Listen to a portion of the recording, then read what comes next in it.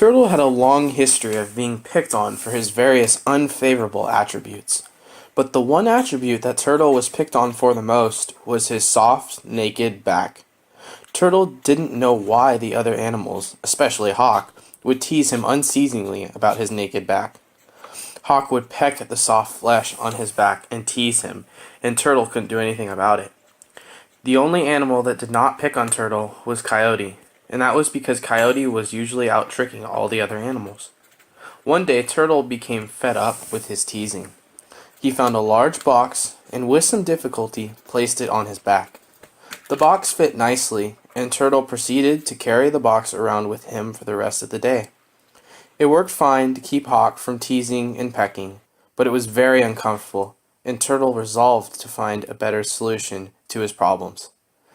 The next day, he tried to run and hide from the Hawk, but Turtle was simply too slow.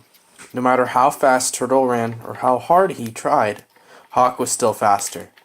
Hawk easily found and kept pace with him, and proceeded to tease him until he got bored. After finding out that his second way didn't work, Turtle then tried to implement a different solution. Turtle was aware of the beautiful shell that Coyote owned, a shell so beautiful that all the animals envied it. Turtle started to beg and beg and beg Coyote for it, and finally Coyote gave in. However, Coyote planned to take the shell right back from Turtle, and merely gave in to his pleadings for the sake of getting him to stop. Turtle was wise though, and anticipated the trickery from Coyote. Upon getting the shell, he immediately cut holes from his feet and head so that he could go inside the shell and Coyote would not be able to take it. When Coyote found Turtle that next day, Turtle slipped his head and feet in the shell.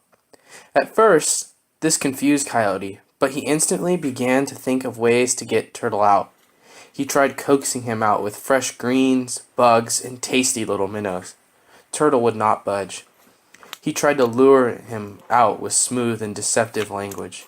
Again, Turtle would not budge. Coyote even tried to carry the shell with Turtle in it, but it was too heavy for Coyote to lift. Coyote became very angry. He snarled and howled and whined and scratched the shell out of his frustration. And he tried again and again to plead with Turtle, but Turtle would simply not budge. Coyote was furious. He was outwitted by Turtle, the most incapable of all the animals. In one last desperate move, he tried to sympathize with Turtle, and after protection from the word and actions of the other animals, at this point Turtle knew anything that Coyote said was probably not true. So he simply ignored him. Seeing that regaining the shell was hopeless, Coyote stopped trying and left. A few minutes later, a turtle cautiously poked his head out of his shell and scanned the surrounding area for any sign of Coyote. Once he realized that Coyote left, he began to walk home. Turtle was not a fast walker, and many animals took time to admire Turtle's shells on his back. On the way there, he was met by Hawk. Hawk was bitter than Turtle that he had gotten a shell and tried to get Turtle out of his shell in a manner similar to Coyote. Turtle, the epitome of patience, did not even think about leaving the shell.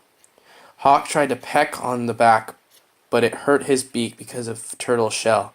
Hawk became very frustrated and began screeching and trying to pry Turtle out of his shell. He scratched and scraped and pecked at Turtle. This intimidated Turtle, but he knew that he was safe inside the shell.